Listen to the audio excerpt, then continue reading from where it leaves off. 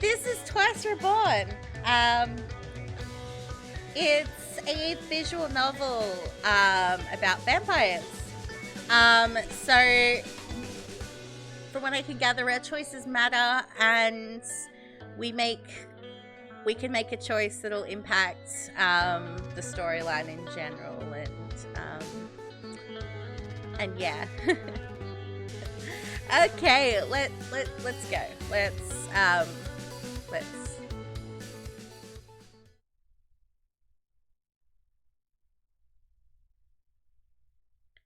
New Year's Eve, 1999.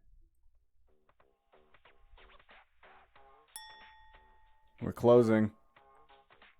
A teenager quickly stepped inside, walked directly to the aisle she wanted, grabbed an action film, and placed the DVD in front of the clerk. That'll be $3.49. Damon stood behind the counter of the video rental store and waited for his 53rd customer that day to count her change. She smacked her gum. He squinted his black-lined eyes when she didn't place the money on the counter. Shaking her head, her large hoop earrings jangled. It's getting expensive here. Damien sighed and looked at the clock. 30 more minutes until his shift ended. We have the VHS version. It's cheaper. I'm sure. If I wanted a VHS, I would have gotten one, pendejo. Rolling her eyes, she paid and swiped the rental from the counter before striding away. Finally, he was alone. 30 minutes until the next millennium. Maybe if he was lucky, Y2K, the blackout from all computers, would shut down the damn place. Based on how the news was reporting, everyone expected it. It was always the same work of stacking shelves and checking out customers. He missed when he had the time just for himself. This was one of the few businesses in town open late, so they always had the misfits, the stragglers, the late-night date crowds. But the rest of the small town was quiet. He couldn't care less. His life wasn't going to change in 15 minutes. Nothing new happened in this town. It was 3 years ago since he graduated high school and he still had the same job. Pressing play on his CD player, he flipped open a guitar magazine he kept next to the register. His mind wandered. The door chimed, and a tall man walked in. Damien recognized him on sight. Another loner like him. Ricky came to town months ago. Damien sometimes joined this wanderer for a cigarette after work because he had nothing better to do. Even that night, Ricky wore an outfit that looked like he stepped from a greaser movie. Damien never understood his obsession with the vintage goods. Ricky was a little odd, but so was he. What's up? Happy Millennium. Are you gonna watch the fireworks? Nah, I'm heading out. It's time for me to be leaving. Happy 2000, man. He's clearly a vampire. Did you see his teeth? Damien's stomach sank. Ricky was planning to move on to the next place. Had been talking about it for days. Where are you going? I'm skipping this Loserville. Wanted to stop and say goodbye. I get it. Call me when you get to the next stop. A grin stretched Ricky's face. Don't worry. I'll make sure to keep in touch. Life's too short to stay in one place. There's a fresh 1,000 years waiting out there. Gotta experience it. I know. Let's do something to celebrate. No one's gonna come in this late. It's good timing. I can't go smoke if that's what you're thinking. Shift's almost up, and I have a date with Chenshu. I was thinking of getting something to eat. But the only place that's open tonight is the Chinese restaurant on Main Street. I don't think Chinese food is what he's thinking of, Damien. I don't think Chinese food is what he's thinking. I'm thinking you're his something to eat. Ricky's usual I don't give a shit grin was gone as he walked up to the counter. Damien felt a chill. Who wants Chinese? I have something extra fresh in mind. Wait, what? Sharp teeth broke Damien's flesh. His body slammed into a cabinet. Damien punched Ricky in the side. As he pulled back for a second punch, his arm was grabbed by Ricky. Fingers bruised Damien as his arms were forced to his side. Ricky bit again. Let go, you freak! What are you? Ricky's eyes shone with an eerie light. He pulled away from Damien. His crimson-stained lips formed a grotesque smile as he bitterly laughed. Freak? No, man. You'll understand soon. Ricky's breath reeked of copper. Damien winced as he was dropped to the floor with a thud. Ricky laughed as he left the video store, his soft words echoing in Damien's mind. To the new millennium. 3 hours later. Falling New Year's balloons danced on the video store's monitors as another time zone celebrated Y2K. A newscaster proudly boasted that the massive computer crash that was expected hadn't happened anywhere in the world. People celebrated the new day and danced in the streets. But it was quiet in video and games to go. The door swung open and a cute teen wearing a short skirt entered the store. Damien? Sweetie, where are you? You were late picking me up. After a glance to the counter, she knew no one was there. Zhenzu became distracted as her eyes scanned the colourful rows of neat shelved movie boxes. Browsing the section, she picked up a film title from the shelf before returning it. It was too quiet. As much as Damien hated his job, he would never leave the lights on and the entrance unlocked. He better haven't forgotten about their date. Zhenzu walks around. She walked between the shelves, looking down the aisles for her boyfriend. She crossed empty space after empty space. She walked towards the register. Damien's magazine and his CD player was out on the counter, but he was nowhere nearby. A metallic scent teased the air. Her shoes squished into the carpet. With a frown, she looked down. Large spots of blood stained the carpet around her toes. She screamed. Tiptoeing through the blood, she stepped around the counter and prayed her boyfriend wasn't dead. Damien! No one was there. Her heart pounded. What if the attacker was still inside? She ran to the front of the store. She reached for the doors, but they were locked. She pulled against them, pounded her small fists against the glass. Help! Somebody! Her hand shook as she pulled out her flip-open keypad cell phone to call 911. A calm voice came from behind her. I'm right here. 2 arms grabbed her from behind. Zhenju dropped her phone on the floor. A sharp pain came as she felt her life fading away.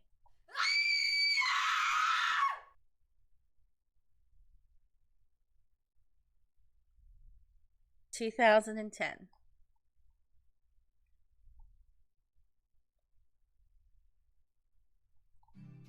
T.A. Mark Delaware ran past a no standing on the grass sign as he bypassed sprinklers, leapt over a hedge and landed in a patch of freshly dug dirt.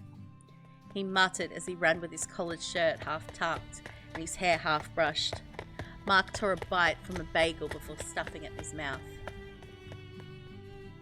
The bells of St. George's University echoed, and Mark cursed. Picking up his pace, he waved to the groundsman as he turned a corner and nearly crashed into one of the Catholic institution's blue-robed monks. He shook his head in quiet disapproval. Sorry, Brother Luke. I'll see you later in French. Mark held up his hands in apology, sidestepped him and entered into the history building. With a strong stride, he approached the double doors of the auditorium. He paused. Behind those heavy doors was Professor Michelson's Ancient Civilizations class, filled with 500 underclassmen.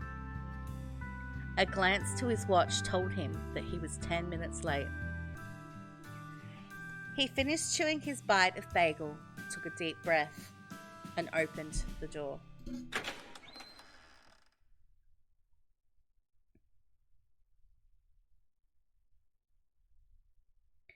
Professor Steve Michelson looked up from the lectern and narrowed his eyes at his teaching assistant.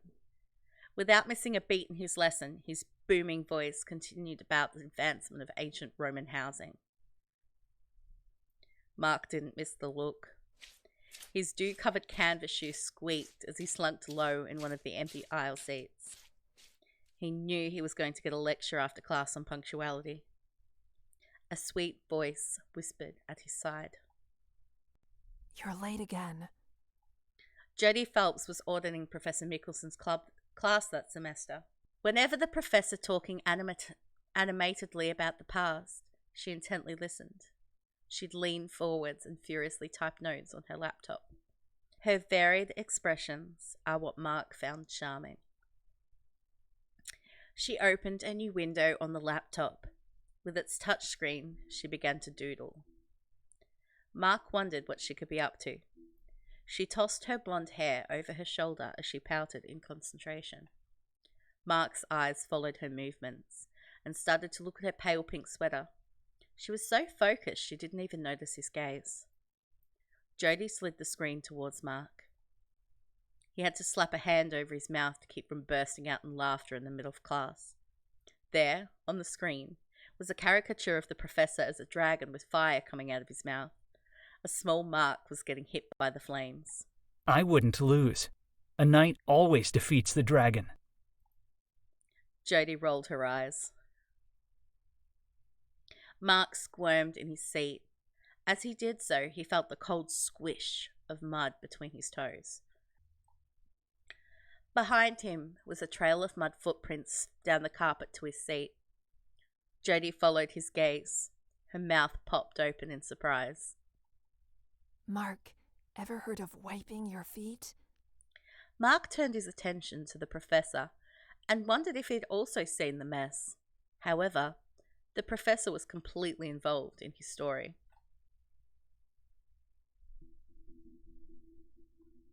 In the hushed auditorium, students were drawn to him, eyes and ears locked to his every word and expression. Despite Professor Mickelson's nerdy look of tweed jackets and bow ties, he wasn't an awkward man. His words invoked an unexpected, powerful charisma. He dove into tales of ancient Rome or the Middle Ages as if he knew what it was once like to once live them. Because he made class fun. Packed classroom students liked him no matter how much he challenged them. Professor Michelson was one of the most respected instructors at the university. There were rumours about the professor's age, that he had been teaching at St. George's for 20 years. However, the academic looked in his late 30s. His brown brushed back hair had moments of white. His keen eyes never missed a student out of place. Mark reached over to Jodie's laptop and pulled up a new screen. Jodie looked up in surprise. He wrote, "Want to go out?" Yeah, sounds good. Mark typed, "Friday, lunch at Dave's Diner." Jodie nodded yes. Mark beamed. Although Mark didn't want to admit it, he was serious about her. That concludes our section on ancient Roman housing. Make sure you read the readings. Oh, and Mr. Mark Delaware, I will speak with you after class. Student heckles came from somewhere in the hall as Mark sunk down in his seat. It was not good for the teacher's assistant to be the one called to the front. Mark knew the professor's lectures almost by heart, but maybe he should have at least acted more like he was focused on his mentor. Jodie gave a big smile and a wink to Mark before skipping out the door. Sure, she didn't have to listen to Michelson. Mark reluctantly waved goodbye and then wriggled through the mass of students making their way out of the auditorium. Professor Michelson gave short answers to the small line of them who lingered behind. A few of them were known to Mark. desperate to make an A. They'd ask thousands of questions or try to beg for extra credit, a tactic that never worked. Others in line were the ladies who had had a crush on the professor. Mark had heard them say that Michelson was a mysterious, hot, and sexy. Why would they be so interested in a man who spent his days reading in a basement office? After 10 minutes of answering questions, Professor Michelson finally snuffled his students out of the doorway. Mark wondered if he'd get a long or short lecture this time. He cleared his throat to get Michelson's attention. Yes, sir? Professor Michelson paused before answering. Mark, 4 years ago, you were the only freshman out of 5 students who got an A in my largest class. By some miracle, you're still on the dean's list. Yet your timeliness has not improved since the day you enrolled. With a slow shake of his head, he made his way around the lecture pulpit and off the platform. Mark started to protest, but realized he'd better keep his mouth shut. Adjusting his patched backpack over his shoulders, the TA followed as Michelson continued speaking. Come with me, we must speak. I know you don't have class with Brother Luke today until 10, so we should have some time. You expect we'll need that long? Michelson only replied with a frown. Mark quickly nodded. Brother Luke taught him French in the mornings. Along with French, Mark was quick to also pick up Russian and Greek. Languages fed his soul, and he would spend hours getting lost in their study. That was one reason why history fascinated Mark. He would love to be able to read primary source documents as if they were meant to be read. Okay, Mark had to admit it. He was a little bit of a nerd.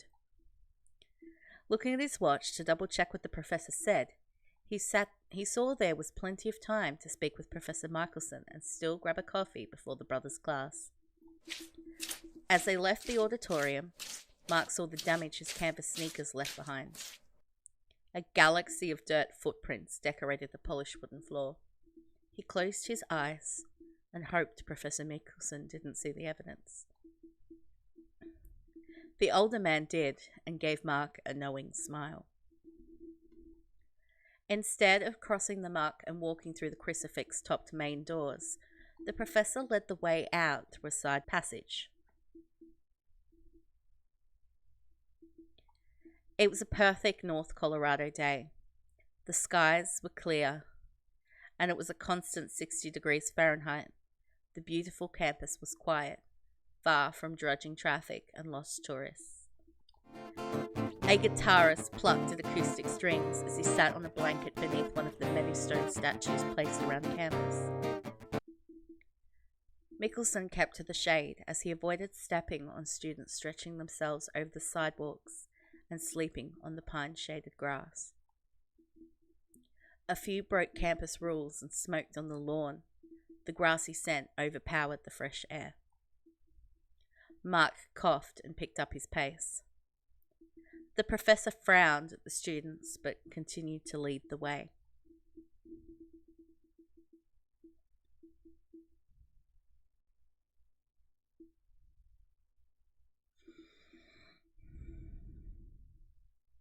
A few buildings later, they arrived at Michelson's office.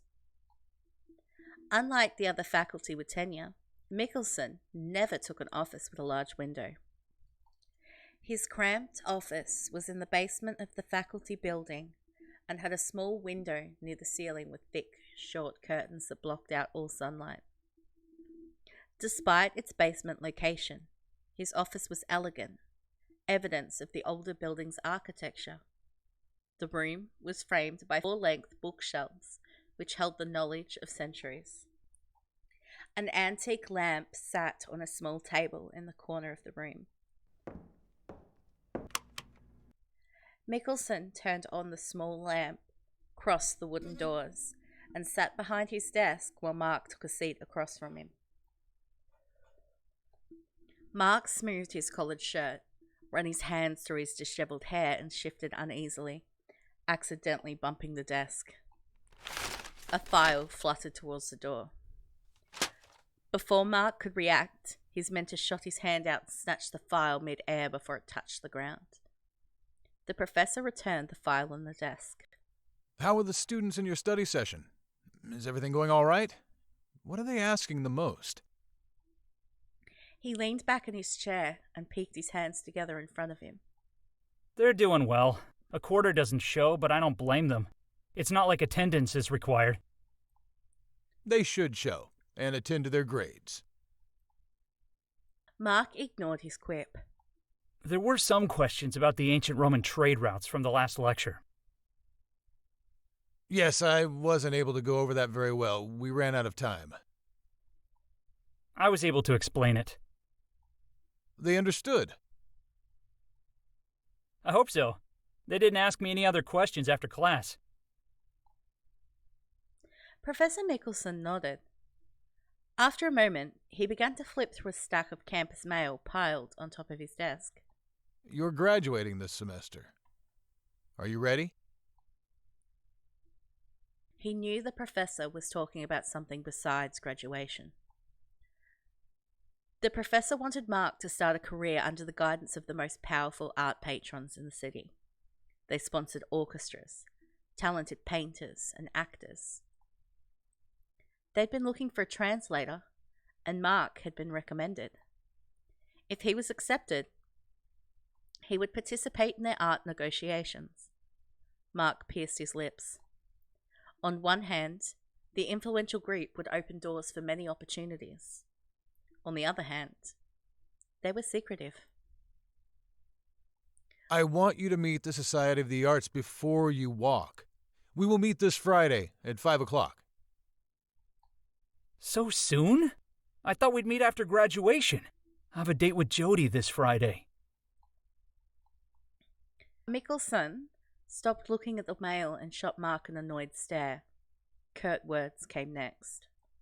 Cancel it. His expression softened with a smile. I mean, you're not in love with her, right? You told me yourself that she was just a friend. This is your future. I made sure that the whole society was going to be at this meeting, and not everyone consistently arrives to their functions, as you showed us well this morning. Mark's cheeks reddened. Mark accepts the job interview. Okay, fine. Just fine. Once you meet these people, your life will change forever. You're great with languages, Mark. You've successfully taken 3 of them here. This is not an easy college to succeed in, and you've made it. Thanks, Professor. I really appreciate the opportunity. I'll reschedule my date. I figured you would. Now, get going. Go outside and enjoy some sunshine before your next class. Slapping Mark on the back, he sent him from his office. As Mark turned the corner to leave, he noticed the professor's smile vanish.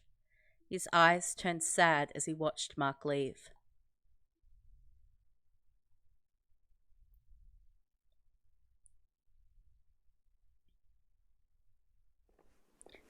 Through the midnight campus, a sophomore student walked towards her dorms with her biology books tucked under her arm.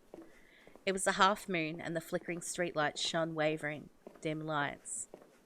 The campus was quiet. Only students holed up in the library would be out so late. She cursed at herself for being stupid. She hung out at her boyfriend's dorm room studying until the resident assistants kicked her out. The campus buses didn't make their rounds past 10 o'clock, and her jerk of a boyfriend didn't bother to walk her back, making a pathetic excuse about morning classes. She usually didn't mind the historical buildings and beautiful bending trees. However, at night, their large shapes casted deep shadows blanketing the campus. She glanced at the occasional dim yellow lights in the building entryways. Her footsteps echoed as her shoes clicked against the sidewalk. A twig snapped behind her. She gasped, turning around. Her eyes darted towards the noise. A cat ran into the bushes. Kendra laughed at herself. As she turned around, she walked into a man with a green mohawk. He grabbed her arms as she stammered. Oh, sorry, I didn't see you there. That's okay with me. A little fear gets the blood pumping faster. He tightened his grip. As his expression changed to something tinged with malice, a cruel smile slowly spread across his face. She opened her mouth to scream. Slapping his freezing hand over her mouth, her scream turned into a muffled squeak. Dragging her into the shadows, he threw her down to the ground. She couldn't see him well, but she felt him puncture her neck. Blood dripped on her chest. Kendra panicked. Pushing from him, she tried to run away. He shot out his arm, grabbing her wrist and pulling her towards him. Weakened, she slumped as he began to suck her neck. Do you recognize me, little mouse? A bird told us that you were spilling secrets about the skulls. I don't mind people having fun in our club, but what happens there stays there. The young woman froze in disbelief. Her hope quickly fizzled from hope to shock, then resignation. The co-ed knew she wouldn't survive. Dumb things on street. So many dumb things on street. Dumb